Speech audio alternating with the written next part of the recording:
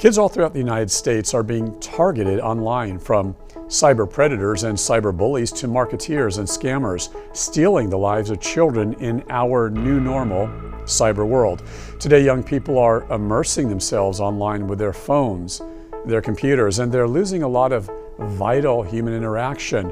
They're suffering from so many different mental health issues. For example, health experts say kids are getting involved with drugs at levels never witnessed before. The suicide rates, anxiety, depression, ADD, ADHD, off the charts.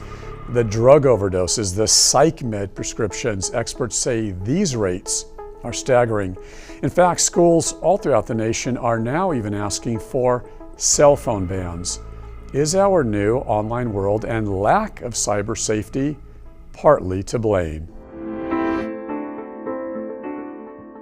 And joining me now to discuss all this is Dr. Ilan Shapiro. Dr. Shapiro was a representative for Mexico as part of the World Health Organization, WHO.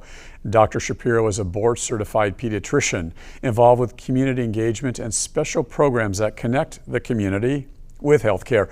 Dr. Shapiro is currently a community physician working as Chief Health Correspondent and Medical Affairs Officer with Ultimate Health Services in Los Angeles. And also joining the panel is Clayton Cranford. Clayton is the founder of Cyber Safety Cop. Clayton is a former Orange County, California Sheriff's Sergeant who spent 20 years working in the juvenile justice system, partly as a school resource officer. Thank you both for being here. So greatly appreciated. Pleasure to be with you, David. Clayton, lots to discuss. Let's begin with you. Obviously, all over the U.S., we hear the term cyber safety, cyber predators, cyber bullying. It's being used so often. What exactly is the definition of all of this, Clayton? Well, it's kind of just life now. For a teen, their life is so woven into the digital world that we really can't talk about their experiences without talking about social media and these devices. And when I was a school resource officer back in the early 2010s, I literally saw the transformation when we had, in 2010, the iPhone 4 comes out with the forward-facing camera, which kind of changed everything. And by the time I was done as an SRO, we went from 20% of teens having smartphones to more than 80%. And along with that, I just saw a lot of kids, good kids, in situations that they weren't prepared for, making bad choices, and like kids do. And then I had parents who are like me, I'm a parent, really struggling with how to kind of manage this in their home and how to talk to their kid about really important issues, things that no one had to talk to us about. With that said, Clayton, give our audience a background of who you are. You mentioned the SRO officer. What do you do exactly? Because truth be told, there are lots of folks in your industry, sort of in this cyber safety realm. They call themselves experts, and yet there are not a lot of folks, or at least when I talk to folks, I've not met many who have this very comprehensive law enforcement background that you have. I ask that because, explain a bit more about that. Why is it so vital for someone in this realm to have this law enforcement background to keep kids safe, Clay? Yeah, so and I'm a parent as well, so I understand the challenges that every parent is dealing with.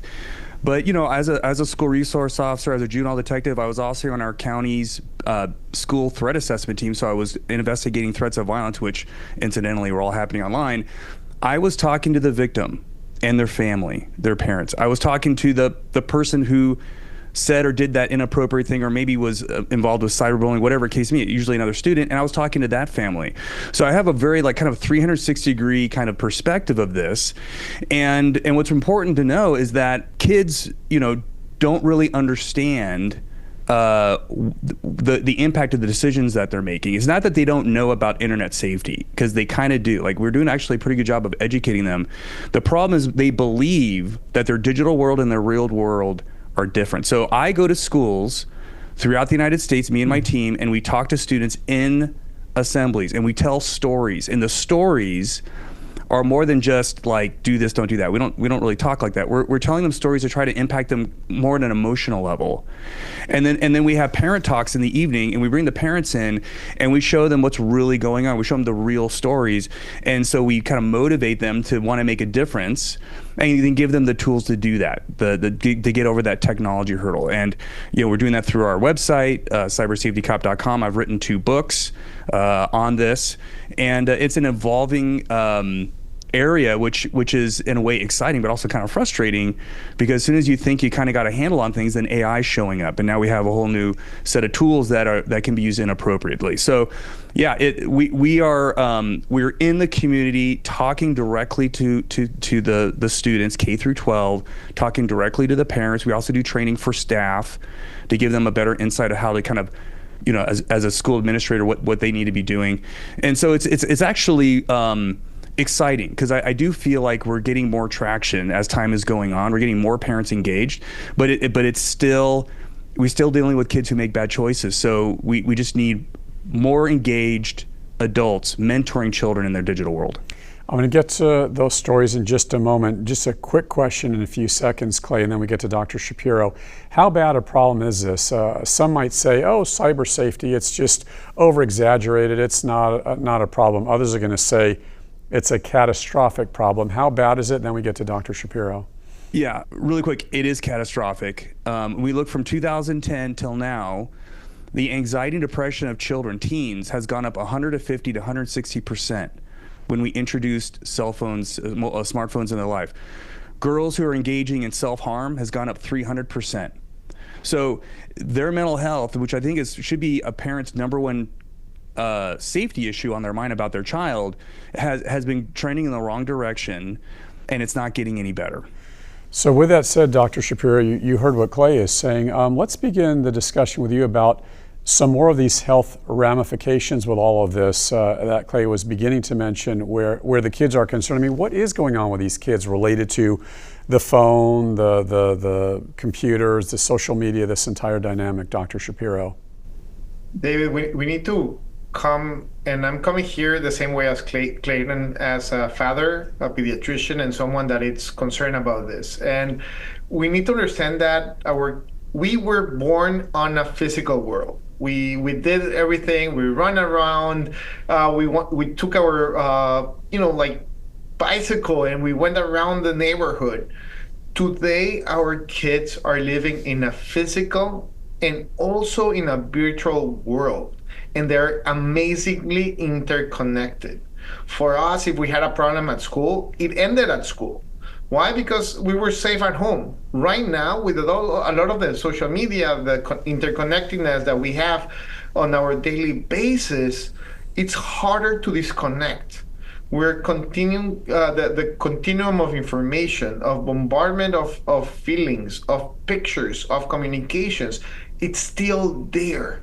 And also, the second problem is us as parents, we feel guilty, because it's not the same way that we were born with. At the same time and generation, there's a gap there where we're working 2 or 3 jobs, we're doing a lot of things, and sometimes we end up using electronics as something that gives us a little bit of peace of mind, as a nanny, as a place where we can actually cook and do things. Then we have a lot of things that are happening right now, and sadly, nobody told us how to give those tools to our kids. And technology is moving so fast. Then as a father, as a mother, as a family member, we just don't keep track of all these apps on what's happening. Then even though that, before it was very easy, it was like, make sure when you're crossing the street, look to the right, look to the left, make sure that there's no cars, move forward. Today, we do not have the same training as parents or as a community to give those tools. Yes, can we walk on the streets and have an accident? 100%. The same thing can happen on the virtual world with social media and everything that we're talking about. And that's why the interconnectingness of where we are, and also the teaching opportunity and learning opportunity that we have as parents, it's amazing, because at the time that we have a teenager or youth that is watching pictures that are not real, They are on a moment. They have perfect lighting, perfect everything, perfect smile, but we do not know the context. Then if you're like an 8, 9-year-old, 10-year-old, 11-year-old, you're starting to see that and it doesn't look like you, but you want to be like that. It starts creating a lot of resemblance and also mental health and constructing the way that they are perceiving themselves. And that's where the start of the damage starts happening, where I want to be that person, but it's impossible. I'm different. I have different places in the world, different language, different anything. Then trying to bring all those information, and the same way that we give the keys to teenagers when they are ready to actually drive, we need to figure out what if our own kid, our own teenager is ready to actually drive that part. Because the same way that we have actually our cell phones, the cell phones are a tool. It's not good or bad, it's a tool. Then we need to actually make sure that they are safe, aware, and making sure that their mental health is taken care of. Dr. Shapiro, realistically speaking, how can we be sure it's all this online social media stuff? There were no cell phones, there was no social media years ago, yet kids were still suffering from all this. So talk about the mental challenge that you're seeing with the young kids, and then is it really this cyber world that we live in, or is this sort of, something that is sort of trendy to say these days? David, can I assure that all the problems are related to an electronic device, to social media? No, I can't. But it's not helping. Right now, we know about all the struggles that we have with mental health, depression, anxiety, self-awareness. We have a lot of teenagers that are actually suffering from bulimia and also anorexia that actually are not getting the tools that they need on social media. That we know and we are aware of all these things. And of course, we also know that a lot of teenagers actually find a refuge here where they can actually be heard. Then as a parent, we need to actually start balancing stuff that we do not know. This part of technology and talking about social media and mental health, that's actually new for all of us. Then it's an ongoing thing, but we already know how to protect them, how to create barriers, filters. That way we get them safely to the other side of the street with less probability of having an accident. And that's the most important part of this conversation, making sure that we are aware of where our kids are with their mental health. If we're seeing and noticing changes in their behavior, if there's something different from them, and making sure that we create that line of communication to the physical world, to us. And also for us to actually learn what they are doing, because that actually would give us the tools to help them in a better way. Clayton, you mentioned earlier some of the stories. I can only imagine the stories that are out there. Can you share with our audience? I mean, listen, to your credit, you are in the trenches. You have been for years. You deal with kids. You deal with the bad guys, the predators, anyone and everyone. Talk about the stories. What the heck is going on with all of this? Yeah, I mean, we can kind of stay in the mental health area. So I do recognize that social media does allow children to connect to communities in ways that I think can be positive, especially if you especially if you feel like you're not really being accepted for who you are in the community that you're actually in, that you might be able to find someone online who's willing to communicate with you, and that might be helpful. But the problem is that sometimes you don't know if you're in a safe space, right? You could be talking to someone online who's there to manipulate you, or maybe not give you the best information. We had a 7th grader, 12-year-old girl who was struggling with her mental health. She was depressed and anxious, very anxious, and she didn't feel like she could go to her mom and dad. She was afraid, like, hey, mom and dad, I'm having these thoughts that she's gonna, disappoint her parents or concern them or freak them out. So she goes online and she finds inevitably someone just like her who's also dealing with those feelings. And she said, how do you deal with your feelings? And this girl says, well, I do it by cutting myself and burning myself. And so she's like, okay, I'll give that a try. And she did. And she was posting on her Instagram to about 50 kids at the school on an ongoing basis, talking about this kind of journey that she was on to kind of the struggling with her anxiety, but nothing very nothing beyond what I talked to students. It was kind of normative. Like a lot of kids are talking about these types edgy things online, and so it wasn't out of bounds per se. But finally, one night, she posted an image of her arm that she had after cutting it quite badly. And thankfully, one of those kids at that school grabbed a screenshot of that and shared it with me the next day at the school because I was their school resource officer. She said, Deputy Cranford, please help my friend. So we call in the mom, and we, talked to her outside, and we're like, look, this is what's going on with your daughter. And the mom just like was, I did not know this was going on. Just really at a loss and very scared. She's shaking. She goes in that room. Her daughter pulls back her sleeve and reveals fresh wounds on top of scars. This has been going on for a while. And that mom broke down in that room, and it shattered every person in there, including me, because everybody in there was a parent. And it was just so heartbreaking. And what was so heartbreaking is that mom then realized that she'd been talking about this for months. And she's like, if I had just looked at my child's Instagram for even a moment, I would have known. I would have known who she was talking to. I would have known she was talking about. I would have had an opportunity. And she didn't blame her daughter. She's like, I totally get it why she wouldn't feel comfortable telling me. I totally get it. She goes, I just didn't have an opportunity to help my kid. And so that story is, I have many versions of that story. Or a kid who's minding their own business on Snapchat, for instance, a very popular app for teens, and gets direct message from a guy who's selling prescription medication.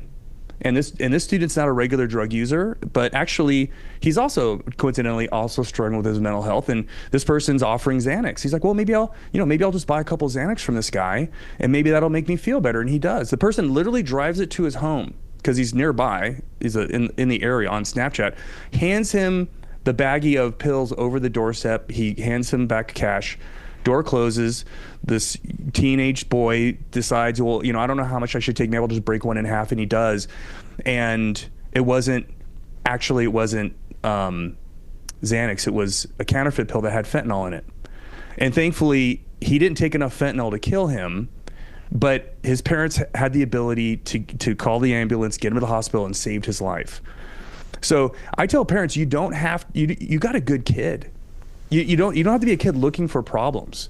They will find you online. And what's really kind of difficult about this, like I said earlier, these kids believe that their real world and their digital world are two different worlds. They don't believe like the thing happening online has like the same kind of real world consequences for them as something face to face, because it just doesn't feel the same. Because they're young, their prefrontal cortex isn't fully developed, they're not making great choices, and so parents look at their kid and like, I have a good kid. My kid's smart. They're getting straight A's, maybe. I don't know. But they're staying out of trouble. But your kid online is in a completely different world. And now what we have is year after year, younger and younger kids are getting phones. I've seen it happening. We do K through 12. I'm in there talking to the littles. And almost half of them have phones. And if you ask a parent, why are you doing this? They say, well, because of safety. My kid needs a phone. It's safety. Well, I don't think they understand that the world that they're introducing to their child that is fundamentally not safe, and I think what Dr. Shapiro said was kind of brilliant. He's, it's like handing them keys to a car. A car is an adult product. Phones are an adult product. They're not made for kids. When Steve Jobs held up the first phone in 2008, he was not thinking this was for kids. His kids didn't have an iPhone. It's an adult product that we're trying to kind of retrofit for kids, and it's never going to quite work well. And I think if we kind of look at this differently and say, hey, the earlier we give phones to kids, the worse off their mental health is. If we can wait a little longer, like we can't make it all go away, but maybe we can kind of change how we're doing this. Maybe we give them smartphones when they're in high school, not before. Maybe we introduce social media, maybe halfway through high school, maybe when they're 16 or older. Like these kinds of things aren't impossible. Getting rid of phones and all the technology, that's impossible. But how we do it in our home. And one of the things that we do in our presentation to parents is we tell them, this is how you talk to your kid about it. This is how you open up the conversation, so you don't have a kid who's immediately defensive and fights you every step of the way. Another thing I did was I was a crisis negotiator for the sheriff's department. I talked to people who were barricaded inside of a building, right? I learned a lot of great techniques about how to get someone to be on your side. In almost every case, when we had someone who came out of that building, they said, I just wanted someone to listen to me. You gotta listen to your kid and be truly curious about what's going on in their digital world. And then you do the good things that all parents do. You talk to them, you mentor them, and you try to make better choices based on the data. And the data is saying that we should probably wait longer before we give them phones and social media. And Dr. Shapiro, what Clay is saying is so correct. What is your opinion, Dr. Shapiro, of the solution to all this? Because one could say, well, listen, we don't want to start a third world war in the house. You don't want to just take the phone away from little Johnny or little Sally. You don't want to get rid of their social media. Yet on the other hand, Dr. Shapiro, you've got to keep the kids safe. What is a solution in your opinion? There are actually evidence-based guidance. One of them is from the American Academy of Pediatrics. We're trying hard to make sure that parents actually know about it, because on that questionnaire, it's a self-questionnaire for the parents and also for the child, where we evaluate maturity, we evaluate certain things and traits that will reflect kind of where we are with that. The same way, and following the example of the keys of a car, you want to give that license and that opportunity to a driver that knows how to take care of himself and everybody else on the road. Same thing happens with cell phones. Then there could be a 21-year-old that do not need, doesn't deserve a cell phone. And there could be probably a 12-year-old that already is mature enough that can actually have it. Then do we know the sweet spot? Not yet. We do not know the sweet spot, but I agree completely with Clayton that the more we wait, the more tools we have to take care of our mental health, our physical and virtual safety. Then those tools are already part of the things that we have at the Center of Excellence of Social Media from the American Academy of Pediatrics. I invite anybody to actually go there. There's the tools there. You can actually do it. They're actually fun. All the things that we can actually do, David, is making sure that us as parents, we are actually mirroring what our kids need to do. The worst thing, and probably we are kind of guilty on this part, is telling our kids, don't use your cell phone, and we are in the table playing with our cell phone. Or, we're having a conversation with our kid and something vibrates and we take the phone in front of our kid and we cut the conversation. Then we need to be also aware as parents, what are we showing to our kids? Because they learn more on what they see than what we actually tell them. We can tell them Mass and the Bible and the Quran and absolutely everything, but they actually learn more on our actions. Then getting the tools, getting our own environment as parents and family members to mirror what we want them to do will be extremely helpful, and also be completely realistic. Right now I have a 12-year-old, and it was a process for the conversation of a cell phone. It was a process regarding the barriers that we can actually have inside of the cell phone. What apps would be there? In the same way that we do the safety talk of don't talk to strangers, we need to have that conversation on the virtual world.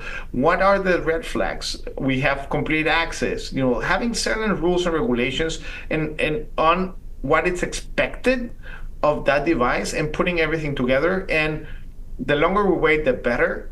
And most importantly, we cannot use the cell phone as the pacifier. We cannot use the cell phone as the mental health counselor. We cannot use the phone. We still need to be there as parents to take care of our kids.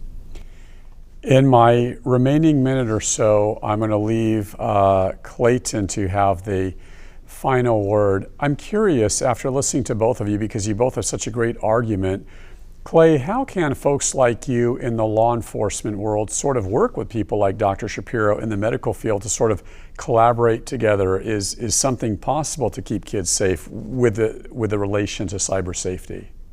Yeah, I think so. I think the more the kind of mental health, law enforcement, stakeholders in the community that are together, I think if we have a cohesive message and to empower parents to be more engaged in their child's digital world, I think we're just going to have better outcomes. But Probably, I would also encourage parents, if you're in a school, maybe you have a parent-teacher organization, maybe get together and say, hey, all the parents here at this elementary school, maybe as a group, we just say, we're not going to give our kids smartphones until high school. Let's just wait. Let's at least wait till middle school. And I think if all parents do that kind of collectively, there's going to be a lot less social pressure because your kid will come home and say, everybody has it but me. But even still, you still got to make a good choice for your kid. And the conversations, there's a lot of them because, it's not just mental health, it's predators online, it's bullying, it's all those kinds of things, looking at inappropriate material that's not appropriate for children. All those conversations are a little bit difficult. So I would encourage parents maybe to visit my website, cybersafetycop.com. I have free resources for you to help you on those conversations. My book, Parenting in the Digital World. I tell you my stories as a law enforcement officer and as a parent, help you through that. But it's something that parents just can't punt on. We have to engage because our children, on average, teens are spending 8.4 hours online, not doing schoolwork, but just being online. And that's a lot of conversation with the internet. And if you're not including yourself in that, your child may be going in directions that maybe don't align with your values as a family.